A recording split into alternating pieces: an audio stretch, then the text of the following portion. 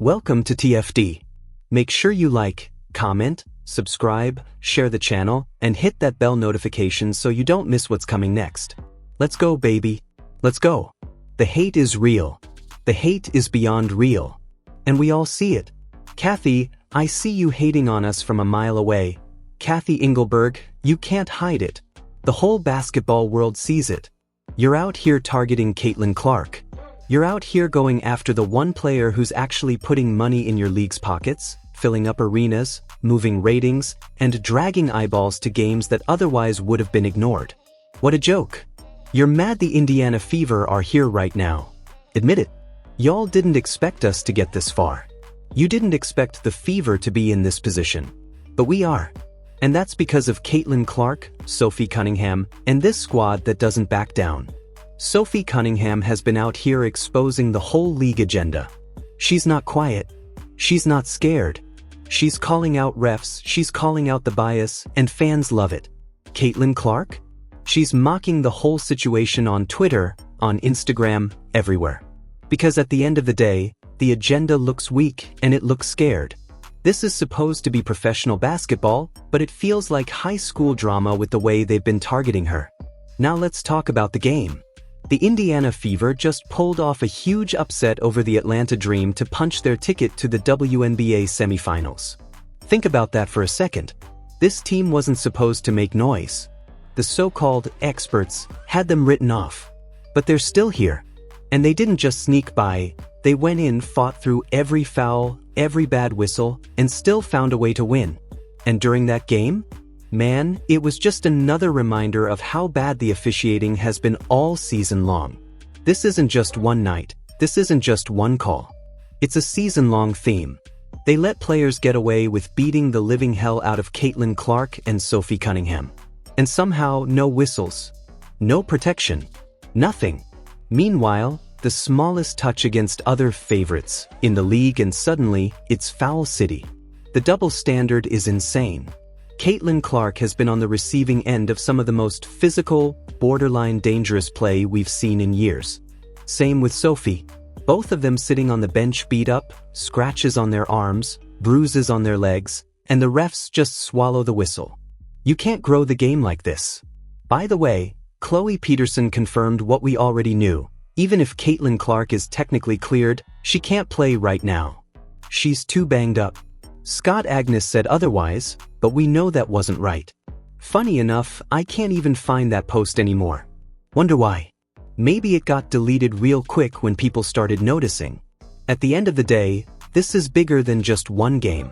This is about a league trying to hold down the very player that's saving it. And the Indiana Fever? They're not going anywhere. Anyway, let's shift this over to Caitlin Clark. So check this out. After that upset game the other night, Caitlin Clark decided she wasn't holding back. She jumped on social media, made a post, and flat out said the referees couldn't stop the Indiana Fever from winning. Yeah, you heard me, she said it herself. Refs couldn't stop us. And she wasn't just talking about herself either. She made sure to shine the spotlight on the Fever's bench squad, the elite bench mob, giving them their flowers for stepping up when it mattered most. That's that competitive fire we always see in her, right? But here's the thing, y'all, the league didn't like it. They tried to make an example out of Caitlin. Boom, fine incoming. They hit her with that punishment for basically calling out the officials. And let's be real, that's classic WNBA politics right there. They love the spotlight she brings, but the second she speaks her mind, they try to muzzle her. At the end of the day, though, a fine ain't gonna stop Caitlin Clark. If anything, this is just going to light her up even more. She's out here proving that not even the refs, not even the league, can keep the Fever down when they're rolling. And that confidence?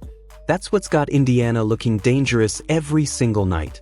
Man, I can't even believe this is real. Right here, Caitlin Clark straight up said she got fined $200 for posting, quote, "Refs couldn't stop us," on Instagram after that Game 2 win. $200, y'all. That's it. And listen, if you think that's the end of it, Caitlin's probably gonna get fined again. I'm just calling it now. But here's the part that's hilarious. This is basically Caitlin Clark throwing a double middle finger at the WNBA.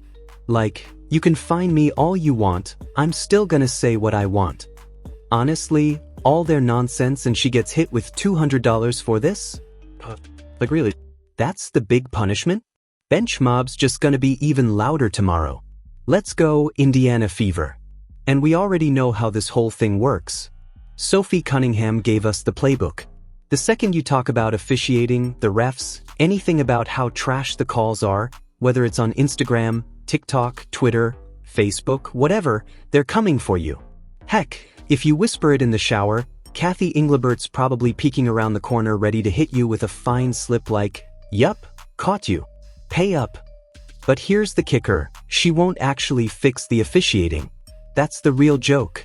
The refs keep messing up, the league keeps covering it up, but the second a player calls them out, boom, instant fine. That's WNBA logic for you. At the end of the day, it's just another chapter in Caitlin Clark versus the system. And honestly, I think she's winning. Man, this is funny at this point. Sophie out here cracking jokes, retweeting like she got a stand-up set lined up after the season. She said what? Oh yeah, that's definitely gonna break the bank. Somebody go ahead and start a GoFundMe for her. Sophie, you got jokes, huh? You got jokes? I see you. Matter of fact, let's just make this official. Sophie Cunningham Central, sign me up, I'll donate $1. Let's pass the collection plate like it's Sunday service. We already had to do it for Caitlin's fine, might as well keep the tradition going. Because clearly, this league doesn't know how to do anything but hand out fines to the only people keeping it relevant. I mean, what is the obsession here? What is this league's actual problem with this team? They've got Caitlin, Sophie, Aaliyah, literally the players carrying the WNBA on their back, and still, the league goes out of its way to embarrass them. Unreal. Absolutely unreal. Caitlin Clark, the most valuable player this league has in terms of marketing, ratings, dollars, you name it, and they're still finding ways to mess with her. And now Sophie's catching the same treatment. Poor Caitlin out here getting the Sophie special. Let's be honest, the WNBA has completely lost the plot. Instead of protecting its stars, it's punishing them. Instead of building momentum, they're trying to clip wings. And for what? To make some kind of weird example? Nah, all they're showing is how out of touch they really are. And listen, before anybody twists this up, I'm speaking figuratively here, but the WNBA is all over Caitlin and Sophie in ways that make no sense. Petty fines, petty drama, petty energy. It's laughable at this point. Sophie's right, might as well joke about it because clearly this league has turned into one big joke show. Let's listen to what Sophie Cunningham had to say about the Indiana Fever advancing and how the whole league is salty, bitter, jealous, and mad. The league is so mad. Bria, but I'm officially 3 for 3 on being fined by the WNBA. Holy shit! For this? For the pod? Again? They didn't like my comments on Paige Becker's. No way! I didn't even say anything bad. On the whistle? On the quick whistle? Yeah. But like, why? Like, If we want to talk about Paige, here's a good question. The Indiana Fever were not supposed to be here. They weren't supposed to make it past the first round. Nah, everybody counted them out. But guess what? They kept winning. They kept stacking dubs. And now all those so-called experts, all those basketball minds, yeah, they got pie all over their face. Straight up. Every single one of them looks goofy right now. They said Caitlin Clark wasn't ready. They said the Fever were too young. They said the rebuild was gonna take years. Well, newsflash, the rebuild is ahead of schedule, and now everybody's looking real dumb. And you can't hide it. You gotta wear it. You gotta walk around with it. Because the Fever didn't just sneak by. They flat out earned it. They balled out, they played together, and now they're standing where nobody thought they'd be. And man, the WNBA itself? They're catching strays left and right. They are getting clowned so hard, it's not even funny anymore. Finding Caitlin Clark $200? $200? That's not discipline, that's desperation. That's pettiness. And the internet knows it. Fans know it. Media knows it. The whole basketball world knows it. The WNBA looks ridiculous. And here's the kicker. Caitlin Clark is the reason y'all even got eyeballs on this league in the first place. And you're out here nickel-and-diming her for Instagram captions? Really? That's your play? Nah, that's a joke. That's embarrassing. So now the Fever are winning, the haters look dumb, and the league is the punchline of its own bad joke.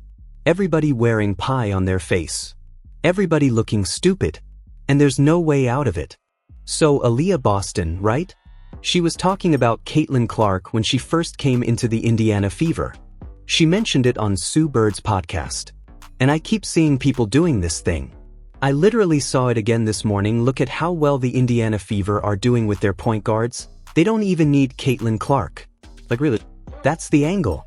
Hold up, excuse me, but let's not forget, this team had the #1 overall pick just last year. You know what that means? That means they were the worst team in the entire league. The absolute bottom. And who was on that team? Oh, that's right, Aaliyah Boston. Kelsey Mitchell. Both great players. But let's be honest, that team wasn't sniffing the playoffs. Now, suddenly, because the Fever are winning, people want to act like Caitlin Clark had nothing to do with it. That's the part that blows my mind. Like, okay, hype up Aaliyah, hype up Kelsey, that's totally fine. They deserve it. But why do you have to downplay Caitlin Clark just to make your point? Why put them against each other when it's literally the combination that flipped this team around? And let's just look at the numbers.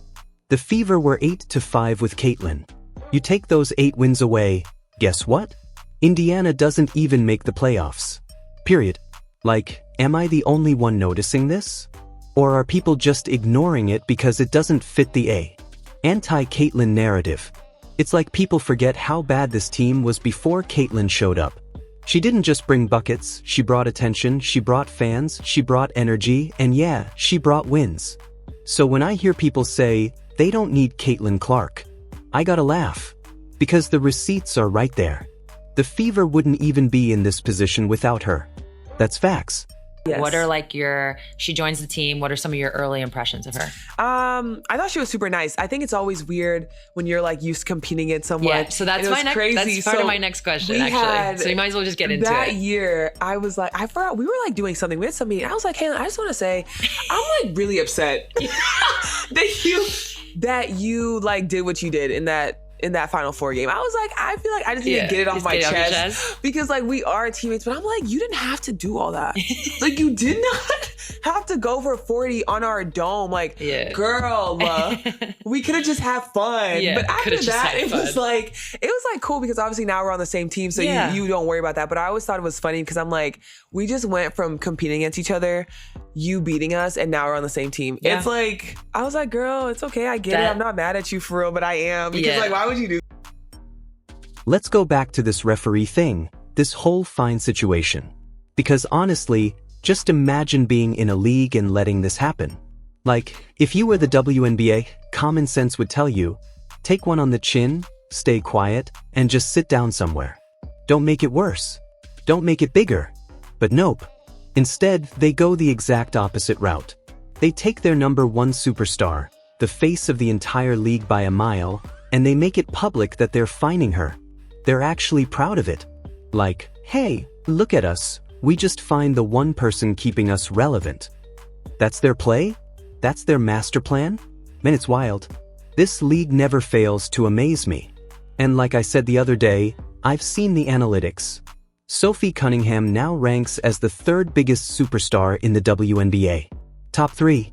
That means she's drawing major eyes, new fans, attention from all over. And what does the league do?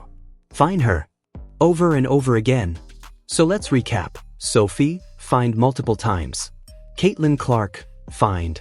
These are literally the players making you money, building your audience, and you turn them into a clown show with these petty little punishments.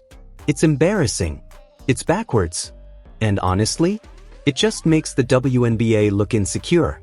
Instead of celebrating the stars who are changing the game, they're treating them like problems. Like headaches to be managed. Caitlin Clark, Sophie Cunningham, both should be front and center in every marketing campaign. Instead, they're front and center in fine reports. Absolute joke. Tell me what y'all think, because to me, this league is running itself into the ground with this clown show. Bazaar meet in Las Vegas, and we're gonna do a food review for everything we got. For this. Okay. Thank you. Jose Taco.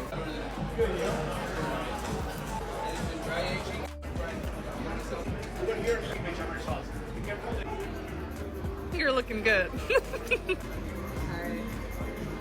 2 consecutive bites. It's fine. Thanks. You too? Just bite it. Oh no, he hates it. You have to. No. These are not baked. Please stop. You have to. You have to. It's not that bad. I don't like the smell. Eat it. Eat it. It's making me remind Eat me it. of, it's reminding me of my fish oil vitamins that I don't like. They brought it out. They brought it out for us to eat it. We can't ship. 10 hours later. Come on. Yes. Oh, we can get into it. Yeah, maybe just go. Yeah, it's good. Oyster person, but Lexi loves oysters, so that's great. Do I get... All I got was the foam. What? Huh.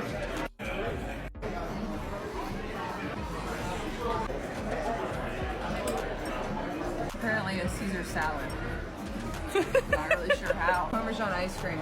Is that egg? I feel like I can taste it.